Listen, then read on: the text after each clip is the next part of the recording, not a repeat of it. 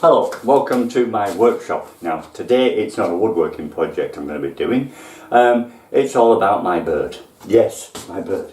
The DJI Inspire one. This one's mine, which I acquired recently, doing aerial photography and just generally playing around. Once you know the rules, up there with one of these, it's very safe, it's very easy. Now if you're a DJI fan, if you've got an Inspire, particularly the Inspire, you'll have come across probably the same problem I've got. This action of packing it away and taking it out again and packing it away and taking it out. The size of this box, enormous big box that it's got to go with it. It's just too much. The other day I went down to the Lake District and there was about 3-4 locations I wanted to go to. I set the bird up for the first one, send it up, got the footage I wanted, right back down, packed it away into the case, into the car, next location, and I did this 4 times. I think I spent more time raising it up and setting it up and putting it down than I did actually in the air doing flying and photography. So I come to thinking, you know, it's going to put me off. I don't want to be doing this all the time. I want something else, and I'm surprised DJI thought of this and come up with something where it's in the upright position, ready to fly. Okay, take the propellers off. It's safe in the car. But all the faffing about of blowing it down and lifting it up and such, we don't need that. Okay, when you're packing it away permanent, okay, no problem. But not in between flights, not for quick jaunts and such. So, my plan, if it should work, is I want to make a sort of a tray, size this polystyrene sheet maybe. It looks like it's going to protect it. I want it sunk into it. I want these sunk into it. I want the propeller sunk into it. I want a little bit of a gimbal support there, just to keep it steady. I want the controller behind it, sitting in. And then when it's all sorted, I want some sort of a handle type carry, so I can just pick it up, carry it out. And that should make life damn sight more easier for me and make the bird safer when it's in the back of the car. Because I've already, as stupid as it may seem, put it upright in the car like it is and put a few cloths around it. Hopefully it's just not going to fly around. And it was okay, but I don't want to do it as a regular thing. So that is what I'm intending on doing. Now then, what I need to do first is make a mould, because I don't want to use the drone itself, because the process I'm going could go wrong and damage it, so I don't want to do it onto the bird itself. I want to make a replica of the imprint needed. So these, a shape for that, these and the controller and the propellers, make that sort of shape. Then I'm going to cover that in a very thin polythene. Then I'm going to spray it with expanding foam, the whole lot, making it into a big mass. Then I'm going to cut it into a nice square shape and glue onto the bottom and possibly the sides some thin hardboard, plywood, something like that. And then when I pull out all the moulds, should leave me the shapes to push all this in with a reasonable fit. Don't have to be so tight, it's not going to be thrown around or anything, not heavily. As long as it sits in, it can't slide about. That'll be enough. So, that is the plan.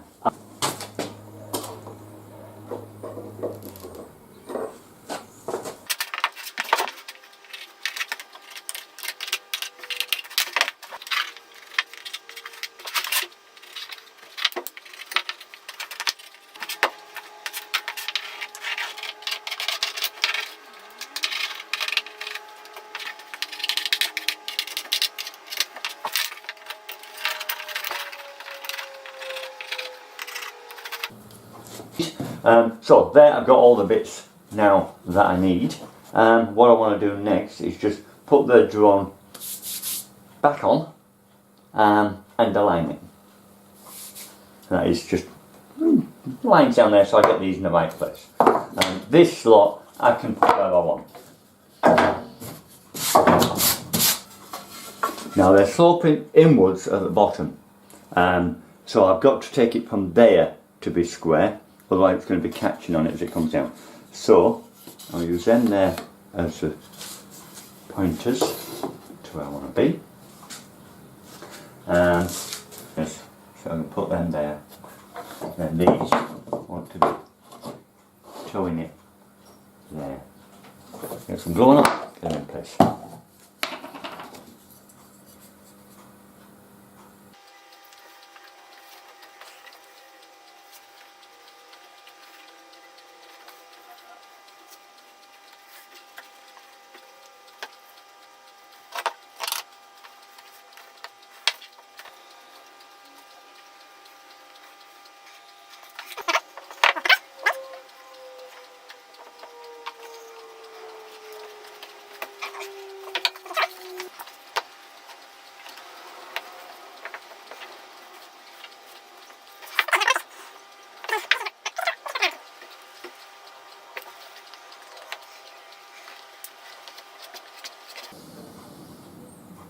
Right, now just let all that dry, flip it over, put some screws in from underneath, just because the expanding foam has quite a bit of pressure as it's expanding, and I'm going to be refusing to let it expand in these areas. So you might be wanting to push things over and break the glue joint. So a couple of screws underneath too. All pins, anything, you know, just hold it still, stop it moving. I'm dry enough for now. Get some screws in. It just helps stop things being moved.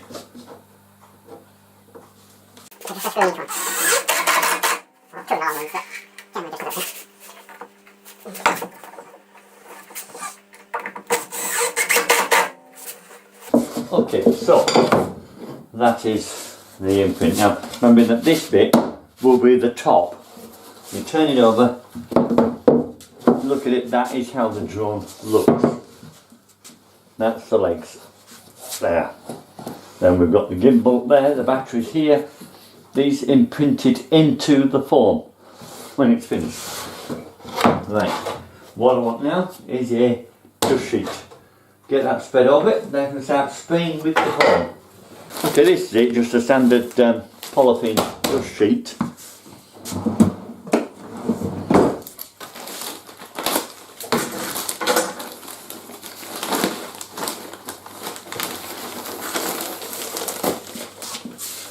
In there, very big for what I need it for, but the main reason I use this is because it's so very thin. It's not going to give me any loss in size.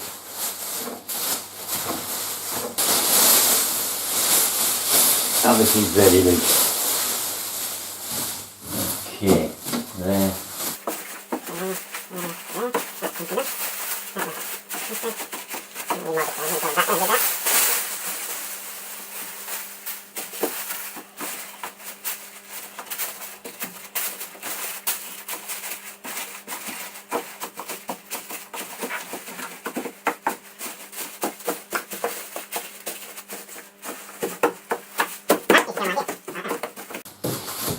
Now I'm going to start spraying it from the middle so that it can pull in.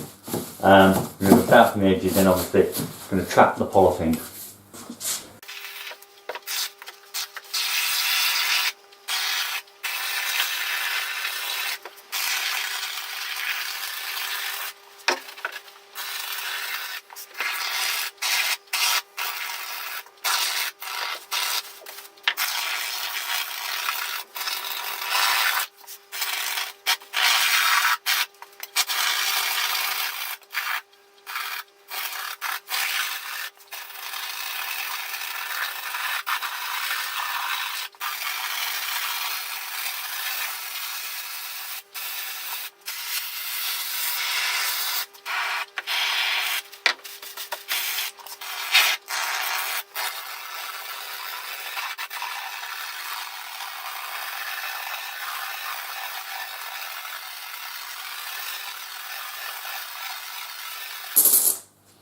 Okay, now let that just swell a bit.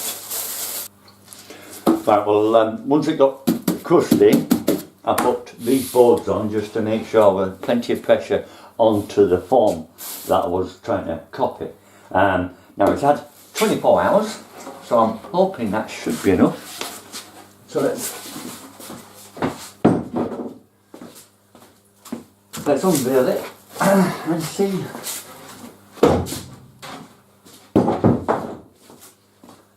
how it has worked. Feels solid enough there. Will it come off? Yeah, let's see it come off. Okay. Everything's in place, nothing's moved. And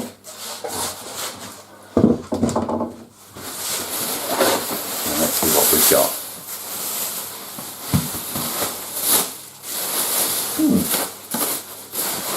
Okay, well, sort of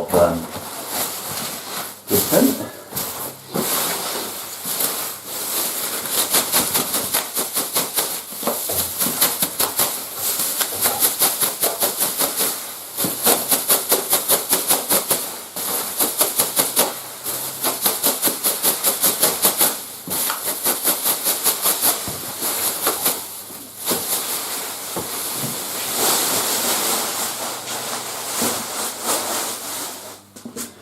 Now obviously I want to cut and cut the back level and fasten it to boards and such, but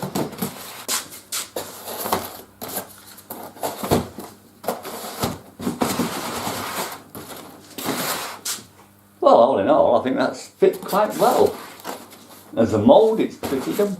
I mean, as I say, things could have been a little tighter. That's a good fit, that's a good fit. The gimbal is held comfortable there. The battery's a little bit, but I could actually add to that if I wanted. But no, I mean, you stop it rocking about when it's in the boot of the car or on the floor of the van. Because obviously when I'm out in the van, I'll be able to slide this in, it's protected, and I'll be able to take it around with me. And look, we've got clearance there just underneath the controller, and the controller can't move. Yeah, I'm quite pleased with that. Okay, what we'll do now is start trimming off the excess and levelling up the bottom.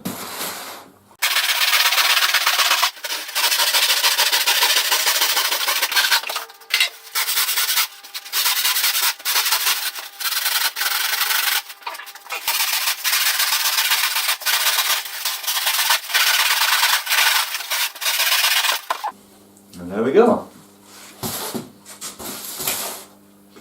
Right, next stage. Plenty of waste. Right.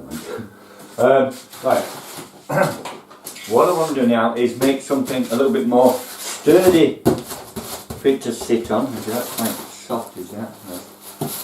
Probably a lot of hollows. Yeah, it is.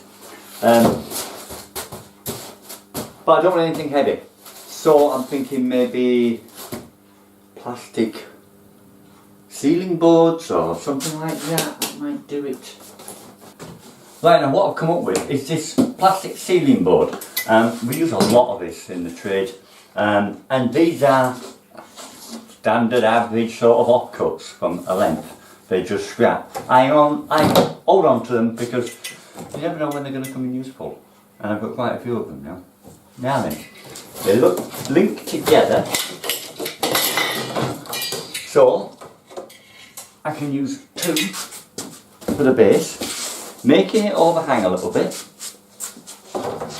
and squaring up this to make the frame later will help this square up. Now when that is sitting in there, I want to get one of these and make it full height, not chop it down. Full height because it'll help protect the bird when it's in. I'll show you. When it's in there, it's stopping it from moving around. But picture it in my van, things are getting pushed around all the time. Now if I've got that there, it's as good as stopping anything getting to it. Now to help with that little bit of added security, without adding weight, this is all key to it, wallboard panels. The trims are made of aluminium and they're usually quite a few leftover bits. They take a 10mm board, that's a 9mm board. It'll go in there, it's an 8mm board actually. It'll go in there with a bit of silicone, it'll hold it good and tight. So they can sit on the corner. Now it can take some knocks and it won't affect it. Corners are the most vulnerable part. And it helps strengthen the whole thing up. It looks attractive. Anything drop onto it, this could crush, that can't. Unfortunately, the bird's a little bit higher. No, hopefully that won't happen. Right, so that is the aim of it, is to use them boards. Now in cutting these boards, it's a honeycomb plastic. It can split and crack and such easily. We don't use power tools in any way. No point, it would just make a mess of it. If we're cutting across the grain, now you can see, like I said, it's honeycomb. It's got a honeycomb in the centre there. They're straight lines running down. If you're cutting against them, across them, use a saw.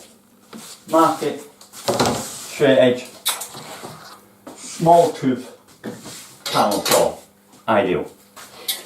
If you're cutting with the grain, like I've done here, you do it with a Stanley knife and a straight edge, very carefully, scoring, scoring, scoring, and then third time probably it'll go through. Once you got through the surface, always do the nice side when doing that. When you go through the first, keeping your blade straight, it will score the back side. You only need to do that one decent good pass and then you'll crack it off straight. Running along with your blade. Just a bit of masking tape. Okay, that's it, put it. Now it won't move. A good sharp blade. Bring your work up here to the bench so you can run off. And then as I say, nice gentle stroke. No pressure or anything for the first few. And then this one should go through.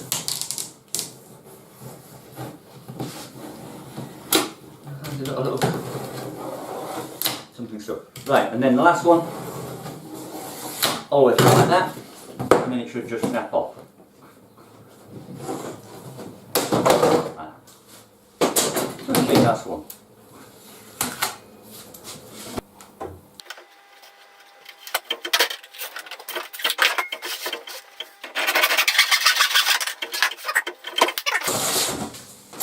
Right, it seems a little bit of a fault with my camera here, I'm not sure how much of this you're getting. But just to recap, I siliconed all the joints together. With just clear silicone. Including the long board at the bottom, along there. Then I've used white Gorilla Tape to glue or stick the side walls to the bottom. Now I'm just pressing it all into place.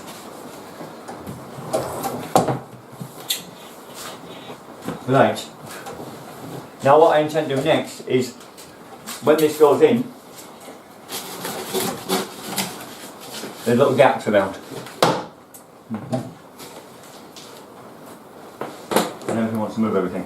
There's little gaps around, and it needs bonding into place. So, to do both together, I'm going to use, again, expanding foam around it, which will help glue everything together. And also close up all the gaps. But first, I need to make sure these are not going to push apart. They're already trying now. So the bottom's solid, it's fine. Now I just need the top. I don't want to waste Gorilla Tape on that. Too expensive. So just any old masking tape that'll grip it.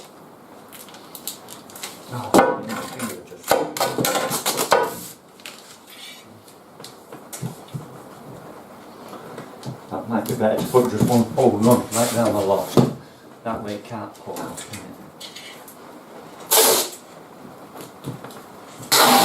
Because expanding foam is quite strong stuff, it does push hard. So if you're not good and solid, premise is not tight. Let's split it open.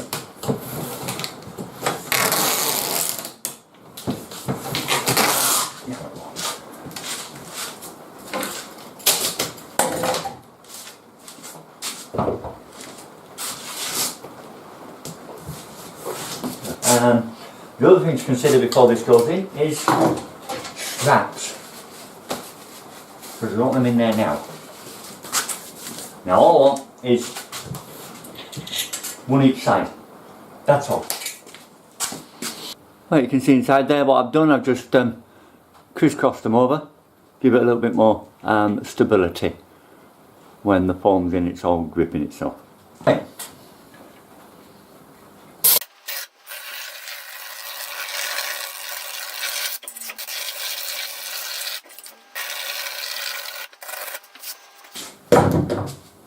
Okay, careful without damaging any of the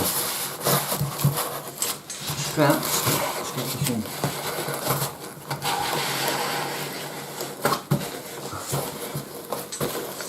Okay, that's in good.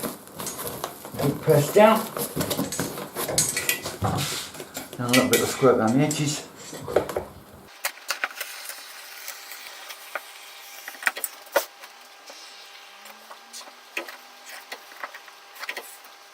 Right, now just leave it, let it all cure again. I would imagine tomorrow. 24 hours again. Right, now with whatever implements you can find, you need to clean off.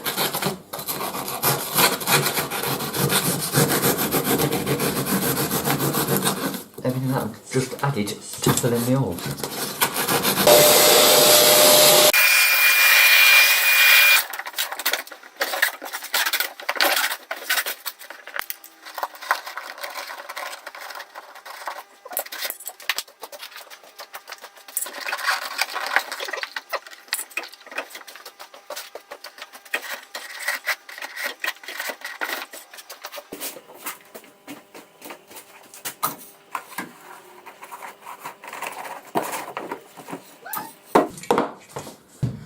And there it is, all done. Solid, secure, and remarkably lightweight.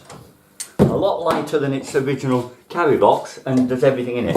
I mean, yeah, there's bits I could bring with it if I wanted. If I want the screen cover, I can put a slot in here. You know, I can add to this anything I want as it goes along. But the main thing is that I can throw it in the boot of the car or the back of the van, and it's safe, protected, and up in the upright position, ready to have the propellers on, and away it goes. And nothing in there that can get damaged. The gimbal is nicely held. I can turn it so that the lens is not touching if I want, and it's going to stay like that. So perfect. So there we go. If any of you's got the Inspire 1, or I mean even the Phantom, any, but I mean the Phantom's not really, it's already set up, isn't it? It's the Inspire, because it has to be lifted and lowered every time, that's what's dragging us down a bit. If you've got one, think about doing something like this. You know, it's reasonably easy, convenient, cheap. Alright, I had spare bits and bats, but actual materials, expanding foam, £8, and that's it, the rest was scrap that I've had laying around. But, well, hope you've enjoyed it. If you've got any comments, shove them in the bottom. I'll do my best to answer you as soon as possible. Otherwise, thanks for watching. See you again next time.